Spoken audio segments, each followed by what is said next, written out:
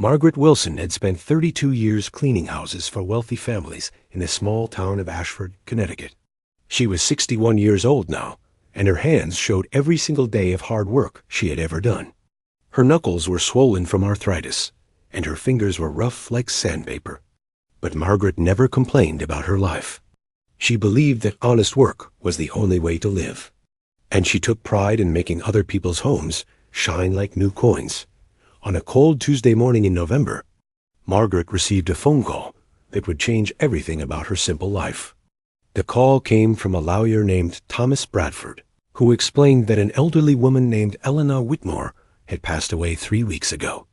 Eleanor had lived alone in a massive Victorian mansion on the edge of town, and she had no living relatives to inherit her property. The lawyer told Margaret that Eleanor had specifically requested in her will that Margaret should be the one to clean and prepare the house for sale. Eleanor had remembered Margaret from 20 years ago when Margaret had cleaned her house for a brief period. Margaret was surprised by this request because she barely remembered Eleanor Whitmore. She had only worked for the old woman for about 6 months back in 2003, and they had never been close. Eleanor had been a quiet and mysterious woman who spent most of her time alone in her music room, playing the piano for hours without stopping. Margaret remembered the beautiful music that would float through the house like gentle waves of water. But she also remembered that Eleanor never talked about her past or her family, and she always seemed to carry some heavy sadness in her eyes. The lawyer offered Margaret $500 to clean the entire mansion and prepare it for the estate sale. Margaret needed the money badly because her husband Robert had been sick for the past year, and the medical bills were piling up like mountains of paper on her kitchen table. She accepted the job immediately and agreed to start the very next day. Margaret arrived at the Whitmore mansion on Wednesday morning. She stood outside the iron gates for a long moment, just staring at the enormous house. The mansion was 3 stories tall, with dark gray stones and tall windows that looked like sad eyes watching the world. The garden had grown wild and overgrown, with dead leaves covering every inch of the walkway. It was clear that no one had taken care of this place for many years, and the house looked like it was slowly dying of loneliness. Margaret pushed open the heavy front door and stepped inside. The smell of dust and old memories hit her immediately, making her sneeze 3 times in a row. Every piece of furniture was covered with white sheets, making the rooms look like they were filled with sleeping ghosts. Cobwebs hung from the chandeliers like delicate curtains, and the wooden floors creaked with every step she took. Margaret felt a strange feeling in her chest, like the house was trying to tell her something important. She decided to start her cleaning on the first floor and work her way up to the top. The kitchen took her nearly 4 hours because every cabinet was filled with old dishes and cooking supplies that had not been touched in years. The dining room had a table that could seat 20 people, and Margaret spent another 2 hours polishing the dark wood until it reflected her tired face like a mirror. By the time evening came, she had only finished 3 rooms, and she realized this job would take her at least 2 weeks to complete. On her second day at the mansion, Margaret decided to clean the music room where Eleanor had spent so much of her time. This room was located at the back of the house, with large windows that looked out over what used to be a beautiful rose garden. In the center of the room stood a magnificent grand piano, covered with the same white sheet as everything else in the house. Margaret carefully pulled the sheet away and gasped at what she saw underneath. The piano was the most beautiful instrument she had ever seen in her entire life. It was made of deep black wood that seemed to glow even in the dim light of the dusty room. The keys were made of real ivory, yellowed with age, but still smooth and perfect. Gold lettering on the front spelled out a name that Margaret did not recognize, but she could tell this was not an ordinary piano. This was something special, something that must have cost more money than Margaret would earn in 10 years of cleaning houses. She ran her cloth gently over the surface of the piano, wiping away decades of dust and neglect. As she cleaned around the keyboard, she noticed that one of the keys seemed slightly raised compared to the others. Margaret pressed down on the key, expecting to hear a musical note, but instead she heard a small clicking sound. Suddenly, a hidden drawer slid open from beneath the keyboard, revealing a secret compartment that had been invisible just moments before. Margaret's heart began beating faster as she looked inside the hidden drawer. There, sitting on a piece of faded velvet, was a single envelope that had turned yellow with age. The envelope was sealed with red wax that had cracked over the years.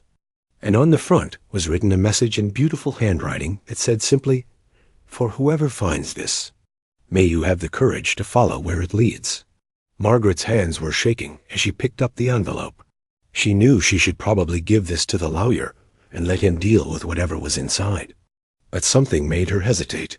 Something about the words on the envelope spoke directly to her heart, as if Eleanor Whitmore had known that Margaret would be the one to find this secret message.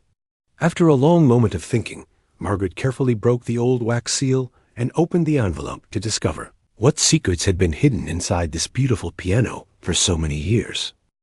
Margaret spent the next 5 days searching the Whitmore mansion from top to bottom, looking for anything that might be a key to the mysterious safe deposit box in Hartford.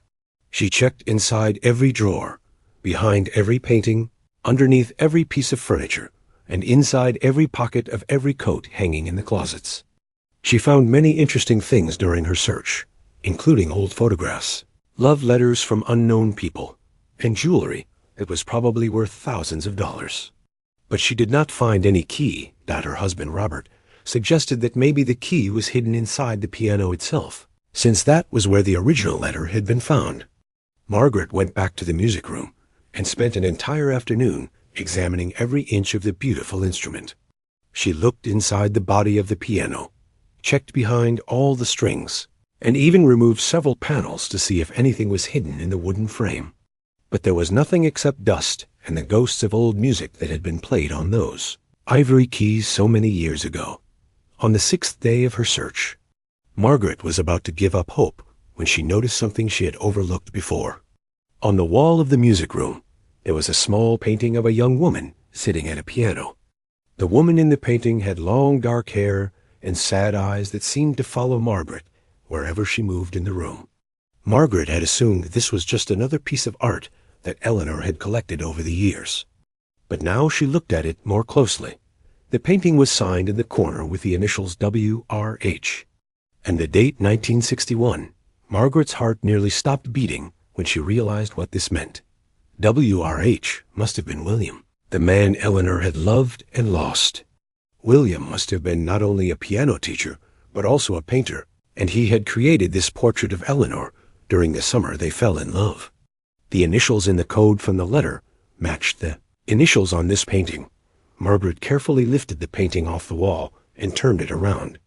On the back of the wooden frame, there was a small envelope taped to the wood. It was the same yellowed color as the envelope she had found in the piano, and it had the same elegant handwriting on the front. This envelope said, "The key to our future, forever waiting." With trembling fingers, Margaret opened the envelope and found a small brass key inside. It was old and slightly tarnished, but it was unmistakably a safe deposit box key. There was also a short note that explained everything. William had written this note to Eleanor, telling her that he had put all of his savings into a safe deposit box in Hartford. He had planned to give her the key on the night they were supposed to run away together, so they would have money to start their new life. But something had gone terribly wrong, and they never got the chance to be together. Margaret sat down on the floor of the music room and cried. She cried for Eleanor, who had spent her entire life not knowing that William had never abandoned her. She cried for William, whose fate remained a mystery after all these years. And she cried for herself, because finding this key felt like discovering a piece of history that had been lost forever. She did not know what was waiting in that safe deposit box in Hartford, but she knew she had to find out.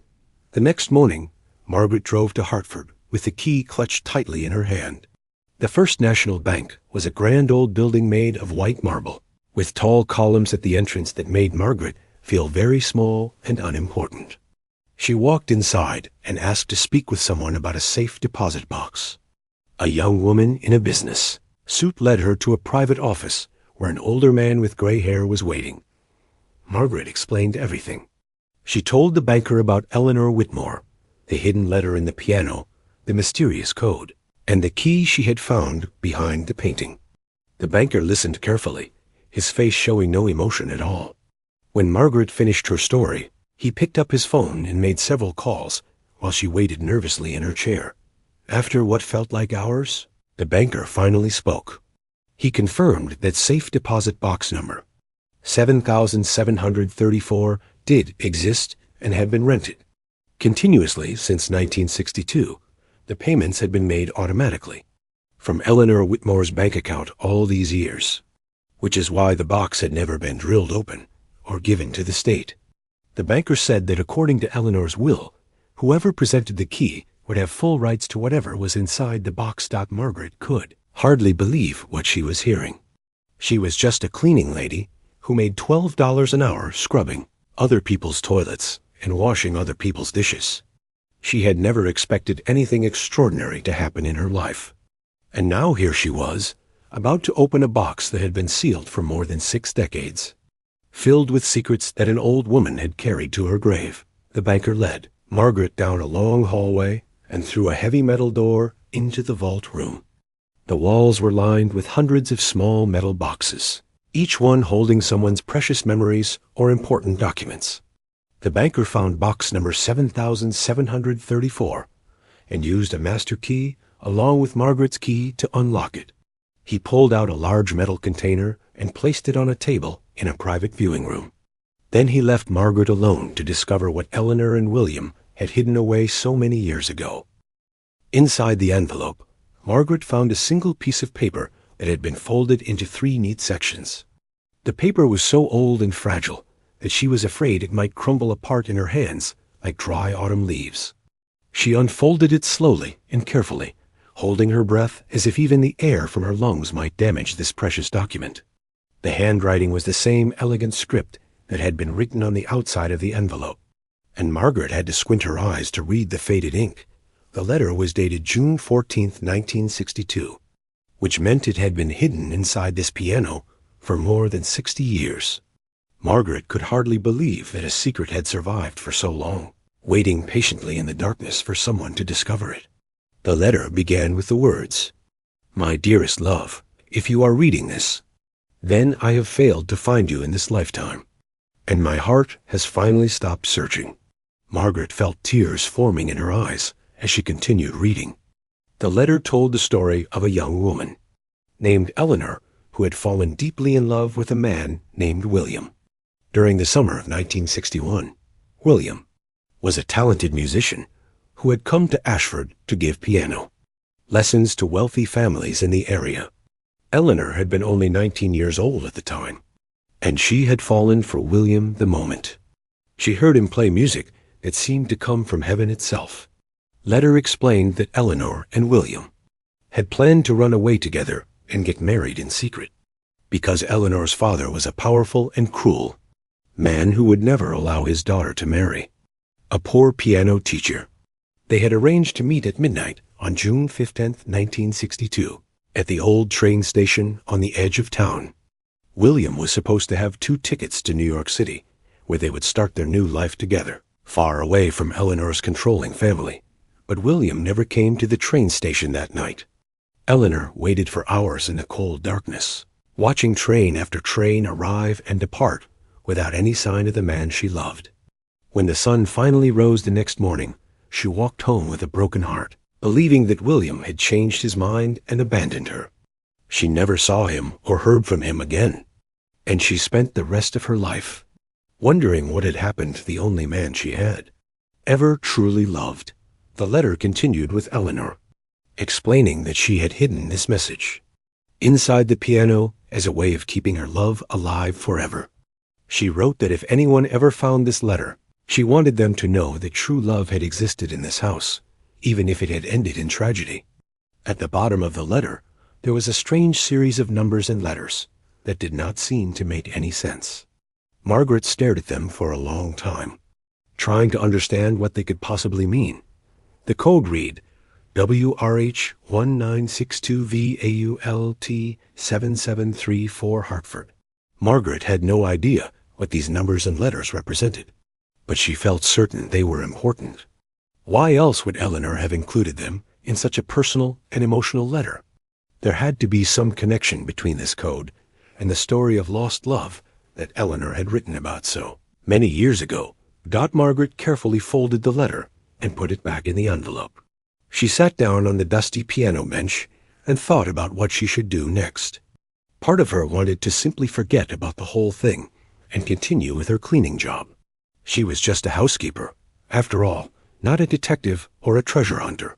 But another part of her could not stop thinking about Eleanor and William, and the love story that had ended so sadly on that summer night in 1962. That evening, Margaret went home and told her husband Robert everything she had discovered. Robert was lying in bed as usual, too weak from his illness to move around much anymore. But his eyes lit up with interest as Margaret described the hidden drawer, the old letter, and the mysterious code. Robert had always loved puzzles and mysteries, and even though he was sick, his mind was still sharp as a knife. Robert asked Margaret to read him the code again, and she did so slowly, pronouncing each letter and number clearly. Robert closed his eyes and thought for several minutes without saying anything. Then suddenly his eyes flew open, and he grabbed Margaret's hand with surprising strength. He told her that WRH probably stood for some kind of initials, and that vault usually meant a safe deposit box at a bank. The number 7734 could be the box number, and Hartford was likely the city where the bank was located. Margaret felt her heart racing with excitement. Could it really be that simple? Was Eleanor trying to lead whoever found this letter to a safe deposit box that had been sitting in a Hartford bank for more than 60 years? It seemed impossible, but Margaret could not shake the feeling that this was exactly what Eleanor had intended. The old woman had known that someday someone would clean her house and find the secret hidden in her beloved piano. The next morning, Margaret called the lawyer Thomas Bradford and asked him if Eleanor had ever mentioned anything about a bank account or safe deposit box in Hartford. The lawyer was quiet for a moment, and then he said something that made Margaret's knees go weak. He told her that Eleanor had indeed maintained a safe deposit box at the First National Bank of Hartford for as long as anyone could remember, but no one had ever been able to find the key to open it. The box was listed in Eleanor's estate documents, but without the key, it would have to be drilled open by the bank after all the legal paperwork was completed. Margaret knew then that she had to find that key before anyone else could open the box. Whatever secrets Eleanor had kept locked away for 60 years, Margaret felt certain that she was meant to be the one to discover them. She went back to the mansion that same day with a new purpose burning in her heart, determined to search every inch of that old house until she found what she was looking for. Margaret stood alone in the small private room, staring at the metal box on the table in front of her. Her hands were shaking so badly that she had to take several deep breaths before she could even lift the lid. The room was completely silent, except for the sound of her own heartbeat pounding in her ears like a drum. She had never felt so nervous and excited at the same time in her entire life. When she finally opened the box, the first thing she saw was a stack of papers tied together with a faded blue ribbon. Underneath the papers were several small velvet pouches of different colors, and at the very bottom of the box was another envelope with Eleanor's handwriting on the front. Margaret decided to read the envelope first, hoping it would explain everything else she had found. The letter inside was much longer than the first, one she had discovered in the piano. Eleanor had written this letter in 1995, more than 30 years after she had hidden the first note. She explained that she had finally learned the truth about what happened to William on that terrible night in June 1962. A private investigator she had hired in the 1980s had discovered that William had been attacked and beaten by men hired by Eleanor's father on the night they were supposed to run away. Together, Eleanor's father, a wealthy and powerful businessman named Harold Whitmore, had discovered his daughter's plan to elope with a poor piano teacher. He was furious and determined to stop the marriage at any cost. He had paid 3 men to intercept William on his way to the train station and convince him to leave town forever. But the men had gone too far, and William had been seriously injured in the attack. He had spent weeks in a hospital in New York, and by the time he recovered, he believed that Eleanor had betrayed him and told her father about their plans. William never came back to Ashford because he thought Eleanor had chosen her wealthy family over their love. Eleanor never went looking for William because she thought he had abandoned her. The two people who loved each other more than anything in the world had been torn apart by lies and violence, and they had spent the rest of their lives believing the worst about each other. It was the most tragic story Margaret had ever heard. Eleanor wrote that William had died in 1987 without ever knowing the truth. He had become a famous concert pianist who performed in the greatest halls around the world, but he had never married and never had children.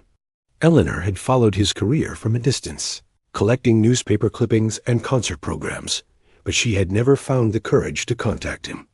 By the time she learned what her father had done, it was too late to make things right. The letter continued with Eleanor explaining what else was in the safe deposit box. The papers tied with the blue ribbon were stock certificates that William had purchased in 1962 with his life savings. He had bought shares in several small companies that he believed would become successful over time. Those companies had indeed grown beyond anyone's imagination. The stocks that William had bought for a few $100s were now worth millions. Margaret felt dizzy as she read the names of the companies on the stock certificates. There were shares in technology firms, pharmaceutical companies, and retail businesses that had become some of the most valuable corporations in the world. She did not know exactly how much money these stocks were worth, but she knew it was more than she could ever spend in 10 lifetimes. She had to sit down because her legs suddenly felt like they were made of water instead of bone. The velvet pouches contained jewelry that William had given to Eleanor during their brief time together. There was a diamond ring that William had planned to use for his proposal, a pearl necklace that had belonged to his mother, and several pairs of earrings made of precious stones. Eleanor had kept these treasures in the safe deposit box because she could not bear to look at them, but she also could not bear to throw them away. They were the only physical proof that her love story with William had ever been real. At the end of her letter, Eleanor explained why she had left this trail of clues instead of simply telling someone about the safe deposit box. She wrote that she wanted whoever found these secrets to earn them through patience and curiosity. She believed that only someone with a good heart would take the time to follow the clues and uncover the truth. She did not want her family's money to go to lawyers or the government. She wanted it to go to someone who would use it wisely and remember her. Margaret read the final lines of the letter through her tears. Eleanor wrote that she hoped whoever found this treasure would not make the same mistakes she had made. She hoped they would chase their dreams and fight for their love and never let fear or pride keep them from the people who mattered most. She hoped they would live the life she never got to live, and she hoped they would be happy. Margaret closed the box and sat in silence for a long time. She thought about Eleanor, alone in that big mansion for all those years, playing the piano and remembering a love that had been stolen from her. She thought about William, traveling the world and making beautiful music, but never knowing that Eleanor had loved him until the day she died. And she thought about herself and Robert, two ordinary people who had struggled their whole lives just to pay the bills and keep food on the table. When Margaret returned home that evening, she found Robert sitting up in bed for the first time in weeks. The color had returned to his face, and his eyes were bright with curiosity as Margaret walked through the bedroom door. He could tell immediately that something significant had happened, and he reached out his thin arms to hold his wife as she sat down beside him on the bed. Margaret told Robert everything she had discovered in the safe deposit box. She showed him photographs she had taken of the stock certificates, the jewelry, and Eleanor's final letter. Robert listened without interrupting, his expression changing from surprise to wonder to sadness as the story unfolded. When Margaret finished talking, they both sat in silence, trying to understand how their lives had suddenly changed in ways they never could have imagined. Robert was the first to speak. He reminded Margaret that they needed to be very careful about what happened next. They would need lawyers to help them understand the legal situation, and they would need financial advisors to help them manage whatever wealth came their way. He warned Margaret that situations like this could become complicated very quickly, especially if other people decided they had a claim to Eleanor's estate. Margaret agreed with her husband, but she was not worried about legal complications. Eleanor's letter had been very clear about her intentions, and the will had stated that whoever presented the key would inherit the contents of the box. Besides, Eleanor had no living relatives who could contest the inheritance. The only people who might object were the lawyers handling the estate, and they had no legal standing to challenge Eleanor's wishes. The next morning, Margaret called Thomas Bradford and told him about her discovery. The lawyer was shocked, but also impressed by Margaret's detective work. He promised to help her navigate the legal process and make sure everything was handled properly. He also warned her that it might take several months to transfer all the assets into her name, and that she should not spend any money until everything was finalized. While waiting for the legal process to move forward, Margaret continued working at the Whitmore mansion. She felt a strange connection to Eleanor now, as if the old woman's spirit was watching over her and guiding her through each room. She cleaned with extra care and attention, treating every object as if it were a precious memory that deserved to be preserved. She also began reading through Eleanor's personal papers and diaries, learning more about the woman who had changed her life. From Eleanor's diaries, Margaret discovered that the old woman had been planning this treasure hunt for years. Eleanor had deliberately kept the piano in perfect condition, knowing that someday someone would clean it and find the hidden drawer. She had placed the painting of herself exactly where it could be seen from the piano bench, hoping that whoever found the first clue would notice the second one as well. Everything had been carefully arranged to lead the right person to the truth. Margaret also learned that Eleanor had watched her from the windows of the mansion. Back in 2003, when Margaret had first worked there briefly, Eleanor had noticed how gently and respectfully Margaret treated everything in the house, and she had decided then that Margaret was the kind of person who deserved to find the treasure. That was why Eleanor had specifically requested Margaret in her will. Even though they had barely spoken during those 6 months of employment, this revelation made Margaret cry again. She could not believe that Eleanor had remembered her after all those years and had trusted her with such an important secret. It made her feel both honored and humbled, and it strengthened her determination to use the inheritance wisely. She would not waste this gift on frivolous things or let it change who she was as a person. She would use it to help others, just as Eleanor had hoped.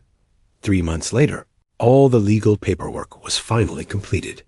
Margaret officially became the owner of stock certificates worth approximately $12 million, plus jewelry valued at another $500,000. She also inherited the Whitmore mansion itself, which Eleanor had added to the bequest once the safe deposit box was opened.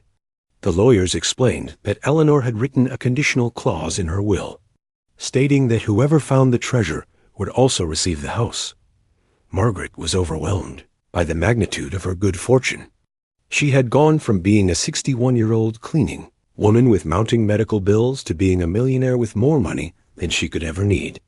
The transition was so sudden and dramatic that sometimes she still woke up in the middle of the night, convinced that the whole thing had been nothing but a beautiful dream. But it was not a dream. The money was real, and so was the responsibility that came with it. Margaret sat down with Robert and made a list of all the things they wanted to do with their newfound wealth. The first item on the list was paying for the best possible medical care for Robert, so he could get better and enjoy their good fortune with her. The second item was helping their children and grandchildren, who had struggled financially, just like Margaret and Robert had struggled their whole lives. 6 months after discovering the treasure, Margaret and Robert moved into the Whitmore mansion together. Robert's health had improved dramatically after receiving treatment from the best doctor's money could buy. The cancer that had been slowly killing him was now in complete remission, and he was strong enough to walk through the gardens and sit on the porch in the warm sunshine. Margaret had never seen her husband so happy and healthy, and she thanked Eleanor every single day for giving them this second chance at life. Margaret had made some changes to the mansion, but she had been careful to preserve its original character and beauty. She had hired a team of professional restorers to repair the damaged walls and floors, and she had brought in decorators who understood how to modernize a home without destroying its historical charm. The music room remained exactly as Eleanor had left it, with the beautiful grand piano still sitting in the center of the space like a sacred altar. Margaret had learned to play a few simple songs on the piano, even though her arthritic fingers made it difficult to reach all the keys. She played for Robert every evening after dinner, filling the old house with music, just as Eleanor had done for so many lonely years. Sometimes she imagined she could hear Eleanor playing along with her, their hands moving together over the ivory keys in perfect harmony. Word of Margaret's incredible discovery had spread throughout the town of Ashford and beyond. Newspapers and television stations had run stories about the cleaning lady who found a fortune hidden in an old piano. Margaret had become something of a local celebrity, and people often stopped her on the street to ask about her experience. She always told them the same thing, that she had simply followed the clues Eleanor had left behind, and that anyone with patience and curiosity could have done the same. But Margaret knew that was not entirely true. Eleanor had chosen her specifically because of who she was as a person.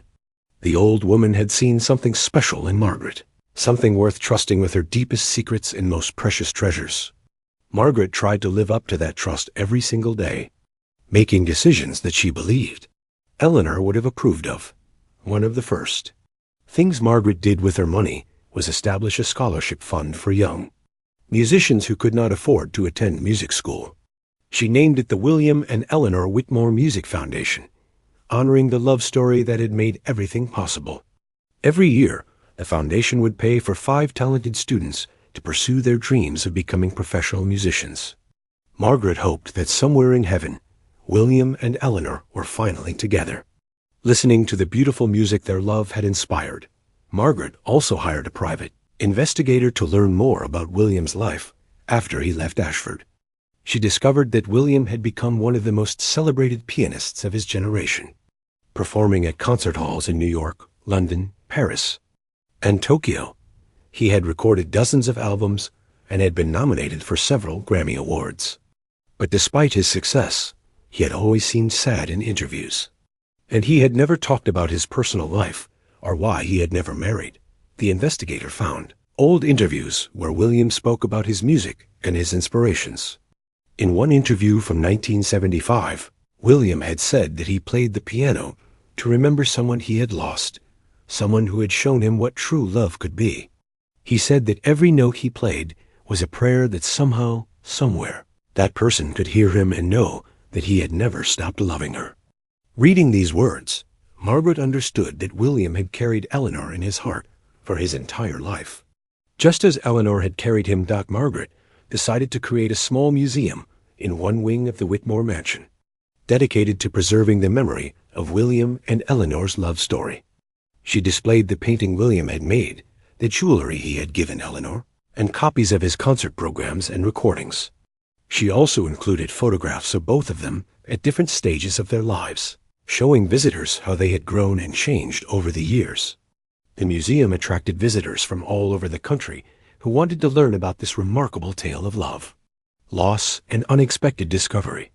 The income from the museum admissions went directly to the Music Foundation, creating a self-sustaining cycle of generosity that would continue long after Margaret was gone. She had worked with lawyers to establish a trust that would manage both the museum and the foundation in perpetuity. Even after Margaret and Robert passed away, their legacy of kindness and support for young musicians would continue forever. Robert spent his improved health exploring the mansion and its grounds, discovering new surprises almost every day. He found an old greenhouse behind the main building that had been neglected for decades, and he decided to restore it and fill it with beautiful flowers. Within a year, the greenhouse was overflowing with roses, orchids, tulips, and dozens of other colorful plants. Robert said that taking care of the flowers gave him a reason to wake up every morning and a purpose that made his life meaningful. Margaret often joined her husband in the greenhouse, helping him water the plants and trim the dead leaves.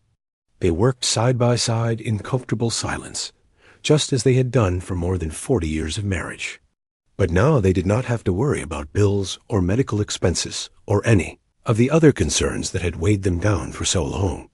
They were free to simply enjoy each other's company and appreciate the gift they had been given. 3 years had passed since Margaret discovered the hidden note in Eleanor's piano. She was now 64 years old, and her life had changed in ways she never could have predicted. She no longer cleaned houses for wealthy families, because she had become a wealthy woman herself. But she had not forgotten where she came from, or the values that had guided her. Through decades of hard work and sacrifice, Margaret had used her fortune to help countless people in the community. She had paid off the mortgages of 3 families who were about to lose their homes. She had funded a new wing at the local hospital where Robert had received his cancer treatment. She had donated money to the food bank, the animal shelter, and the public library. She had become known throughout Ashford as one of the most generous and kind-hearted people anyone had ever met.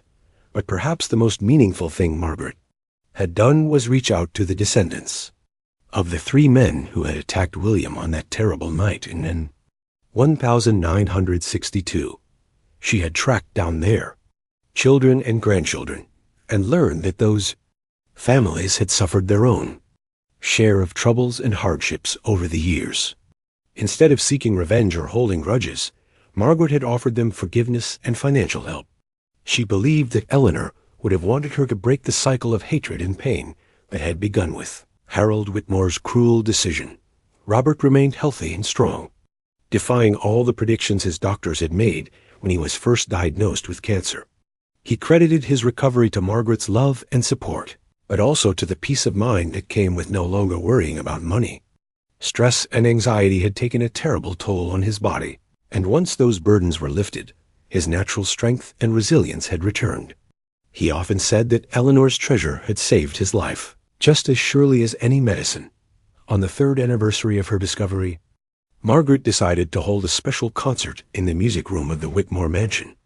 She invited all the students who had received scholarships from the William and Eleanor Whitmore Music Foundation, along with their families and teachers.